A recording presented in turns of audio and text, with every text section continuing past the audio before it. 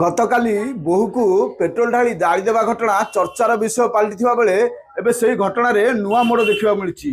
गतकाली जो घटना घटी से घटना रे वर्तमान पर्यंत लिखित अभियोग होनी जहाँफल जो सासु आ दियर को पुलिस अटक रखी तांको वर्तमान पुलिस छाड़ी। तो निहती भाव आम घटनास्थल अच्छु जो गंजाम जिला खलिकोट अंचल कन्हईपुर गाँ रही जो आकाश परिडा घरे घटना घटी से घटनास्थल रहीचु जो जगार पोड़ीदेवा उद्यम अभियोग से जगार अच्छु मो सहयोगी कहि देखेबे यही से लुगा जो लुगारे जो आरती को पोड़ीदेवा नहीं अभियोग होता।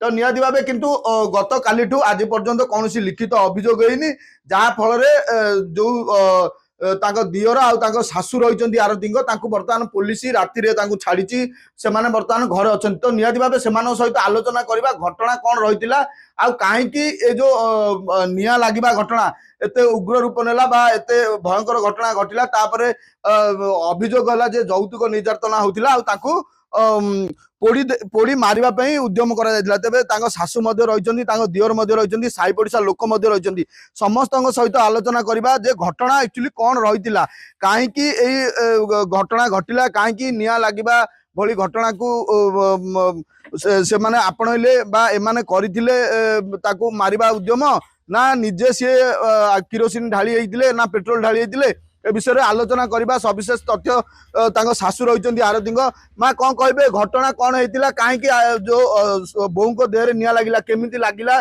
केते घटना घटला। आपण मैंने भाई बंधु नमस्कार मारी कहूँ बो भल बो ओ 4 वर्ष है भल चलुला ओ ता माँ 9टा राति की बतईकरी यही घर मोर नाट नगैला आपण मैंने मो बो बहुत भल ता माँ 6टा बेलू आई पेट्रोल देकरी से बंधुक चल जाला ता झील पोड़ी निजे ढाली है आम आई निभेलु आ झगड़ा किंतु मो बंधु को जाइली खा पी करी मैंने मो पुओ तुले माढ़ नागिला दांड कथा कमाई पदा को लौचु धीरे तू नहीं मत दी धक्या मारिकी मो पेट को नातुटे मारिला मारिकी मंगलसूत्र छिंडेला ता ब्लाउज निजे छिंडेला आ चूड़ी भांगिला कहला तते थाना को नेबी रेप केस रे पकईबी तो पुओ को आपण माने धन्यवाद मु कि उत्तर दे पारी अभियोग करछंदी जे आपण ताकू आपन पुओ आपण मिसिकी ताकू निया लगे देथिले बोली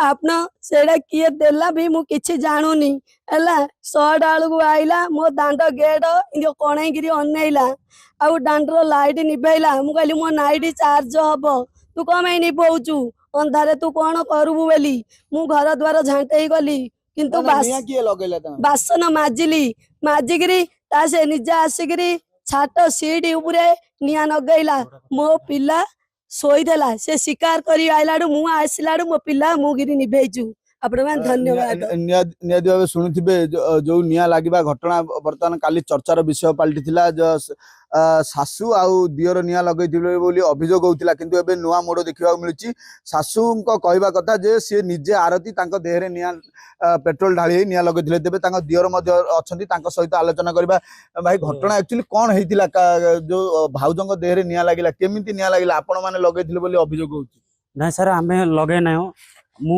सकाळ 6टा बजे शोली उठिलु उठिकी खट उपर मुझे बो आसिकी बारिकानी गला बासन माजिबा बासन माजिबा जाइथिला तापर जिते निया लगी जिते चिल्लेबा जो मु सडन उठिकी आइला आड़ू ताके सीढ़ी घर दांड घर को धाउचंदी निया मु धाई आईकी लुगा धरिकी निया लिभेबा कया जो मते गोटे धक्याड़े मार देचंदी उठिकी झील उपर पड़ जावाई मु आउथरे जाइकी कपड़ा पकेकी निया लिभेकी आउथरे बाहर को आछेंदी निया लागिला किमिति की लगेला निया सेटा किरासिन माने घरे किछि नथिला आसिला कोड आमे एडा जानि बाबा चाहचु निजे ढाली हेकी हेछि।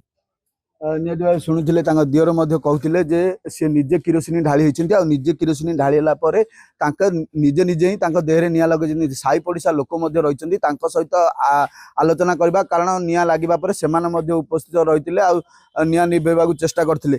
माँ कौन कहे अभियोग होता जो सासू आ दियर आरती देहरे निया लगे देते घटना कौन रही जेहेतु आप साई पड़िशा लोक से भी घर लोक कहते नाई निया सी निजे लगे देहरे नहीं सर आम 4 वर्ष भितर जानचु जे सासू बो संपर्क बहुत भल थिला झीटी भी बहुत भल थिला ଶାଶୁ ମା ଭଳି ଦେଖୁଥିଲା, ବୋହୂ ମା ଭଳି ଦେଖୁଥିଲା, ଶାଶୁ ଝିଅ ଭଳି ଦେଖୁଥିଲା। ତାଙ୍କ ଭିତରେ ଝାମଲା ଝୁଟି କିଛି ନଥିଲା। କିନ୍ତୁ ଗତ 3 ବର୍ଷ ହେଲା ସେ କଥା କହିପାରୁନୁ, ଝିଟିପିଟି ହଉଛି। କିନ୍ତୁ ଶାଶୁ ଆଉ ଦିଅର ସମ୍ପୂର୍ଣ୍ଣ ନିର୍ଦ୍ଦୋଷ। ନିଆଁ କେମିତି ଲାଗିଲା? ନିଆଁ କେମିତି ଲାଗିଲା ମୁଁ ତ ଯୋଉ ଦିନ ନିଆଁ ଲାଗିଲା, ଗତକାଲି ନିଆଁ ଲାଗିଲା ପୂର୍ବ ଦିନ ଆସିକିରି ମିଟିଂ କରିକି ଝିଅ ସାଥିରେ ବି କଥା ହେଇକି ଯାଇଛି।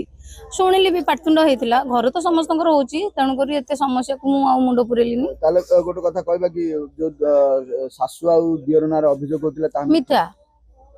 ନିହାତି ଭାବେ ଶୁଣିଥିଲେ ଯୋଉ ଅଭିଯୋଗ ହଉଥିଲା ସେ ସମ୍ପୂର୍ଣ୍ଣ ଭାବେ ମିଥ୍ୟା। ତ ମା କଣ କହିବେ? ତ ଆପଣଙ୍କ ପଡିଶା ଘର କଣ ଘଟଣା ହେଇଥିଲା, ଯେହେତୁ ଆପଣ ପଡିଶା ଲୋକ ଜାଣିଥିବେ ଭଲ ଭାବରେ?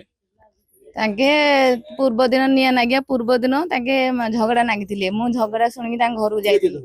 ତାଙ୍କେ ଶାଶୁ ବୋହୂ ଝଗଡା ନାଗିଥିଲେ, କିନ୍ତୁ ସାନ ପୁଅ ନଥିଲା ସେଇଠୁ। ନଥିଲା, ମୁଁ ଝଗଡା ଛଡେଇବାକୁ ଗଲି। ଯିବା ପୂର୍ବରୁ ମୁଁ ଦେଖିଲି ତାଙ୍କେ ଝଗଡା ନାଗିଛନ୍ତି। ମୁଁ ଛଡା ଛଡି କଲି। ସେ ବୋହୂ ନାତ ଗୋଇଠା ମାରିଲା, ଶାଶୁ କଣ ଭିଡା ଝଗଡା କଲେ। ତାପରେ ଝଗଡା ହେଲେ। ମୁଁ ତାପରେ ତାଙ୍କ ଦିକି କହିଲି, ପିଲାମାନେ ବାହାରୁ ଯାଇଛନ୍ତି, ତମେ କାହିଁ ଏମିତି ହଉଛ? ତାପରେ କହିଲି, କହିବା ଯୋଗୁ ସେ ବୋହୂ କଣ କଲା, ମୁଁ ତମ ଦିକି ମୁଁ ତ ପୁଅକୁ ରେପ୍ କେସରେ ପକେଇଲି କହିକି ନିଜେ ମଙ୍ଗଳସୂତ୍ର ଛିଡେଇକିରି ବ୍ଲାଉଜ ଚିରିଲା। ମୁଁ ଦେଖିଛି। ଆଉ ତାପରେ କଣ ହେଇଛି, ତା ବାସି ଦିନ ନିଆଁ ନାଗିଲୁଗୁରୁ ତାଙ୍କେ କାନ୍ଦିବ ବୋଲିଗୁରୁ ମୁଁ ଧାଇଲା ଆସୁକୁ ପୁଅ ପାଣି ଢାଳୁଛି, ମା ପୋଛାପୋଛି କରୁଛି। ମୁଁ ଏତିକି ଦେଖିଛି। ଆଉ ଗୋଟେ କଥା, ଯୋଉ କିରୋସିନି କି ପେଟ୍ରୋଲ ଘରେ ନଥିଲା। ଆମେ ସବୁ ଦେଖିଲୁ, କିରୋସିନି କି ପେଟ୍ରୋଲ ଘରେ ନଥିଲା। ସେ କୋଉଠୁ ଆସିଲା ତମେ ସର୍ଚ୍ଚ କର। ଆଉ ଗୋଟେ କଥା କହିବା, ଯୋଉ ଅଭିଯୋଗ ତାଙ୍କ ଦିଅର ନାଁରେ ଆଉ ତାଙ୍କ ଶାଶୁ ନାଁରେ ଏଇଟା ମିଥ୍ୟା। ମୁଁ ପୂର୍ବ ଦିନ ଛଡେଇଛି, ଦେଖିଛି ବି। ତା ସେ ନିଜେ ବ୍ଲାଉଜ ଚିରିକିରି ମଙ୍ଗଳସୂତ୍ର ଛିଡେଇକିରି ମୁଣ୍ଡ ପୁରା ବିଲବିଲିଆ କରିକିରି ମୁକୁଳେଇଲା, କହିଲେ ମୁଁ ରେପ୍ କେସରେ ପକେଇ ହେଲା। ନିହାତି ଭାବେ ଶୁଣୁଥିଲେ ଯୋଉ ଘଟଣା ଘଟିଛି ସମ୍ପୂର୍ଣ୍ଣ ଭାବେ ଯୋଉ ଶାଶୁ ଆଉ ଯୋଉ ଦିଅରଙ୍କ ନାଁରେ ଯୋଉ ଅଭିଯୋଗ ଆସିଥିଲା ତାହା ସମ୍ପୂର୍ଣ୍ଣ ମିଥ୍ୟା ବୋଲି ସାହି ପଡିଶା ଲୋକ ମଧ୍ୟ ଅଭିଯୋଗ କରୁଛନ୍ତି। ତା ସହିତ ତାଙ୍କ ଶାଶୁ ଆଉ ଦିଅର ମଧ୍ୟ କହୁଛନ୍ତି ଯେ ଘଟଣା ସମ୍ପୂର୍ଣ୍ଣ ମିଥ୍ୟା। କାରଣ ପୂର୍ବ ଦିନ ରାତିରେ ଝଗଡା ହେଇଥିଲା ସତ, କିନ୍ତୁ ତା ବାସି ଦିନ ଯେତେବେଳେ ନିଆଁ ଲାଗିଥିଲା କେହି ମଧ୍ୟ ତାଙ୍କ ପାଖରେ ନଥିଲେ। ତେଣୁ ନିଜେ ନିଆଁ ଲଗେଇଥିବା ନେଇକିରି ସନ୍ଦେହ ସୃଷ୍ଟି ହେଇଛି। ତ ନିହାତି ଭାବେ ଗୋଟେ ନୂଆ ମୋଡ ଦେଖାଦେଇଛି। ଯୋଉ ପୋଡ଼ିଦେବା, ବୋହୂକୁ ପୋଡ଼ିଦେବା ବା ଯୌତୁକ ନିର୍ଯାତନା ଘଟଣା ନୂଆ ମୋଡ ଦେଖାଦେଇଛି। ତ ବର୍ତ୍ତମାନ ପର୍ଯ୍ୟନ୍ତ ଥାନାରେ ଲିଖିତ ଅଭିଯୋଗ ହେଇନି, ଯାହାଫଳରେ ଅଟକ ଥିବା ଶାଶୁ ଆଉ ଦିଅରଙ୍କୁ ବର୍ତ୍ତମାନ ପୁଲିସ ଛାଡ଼ିଛି।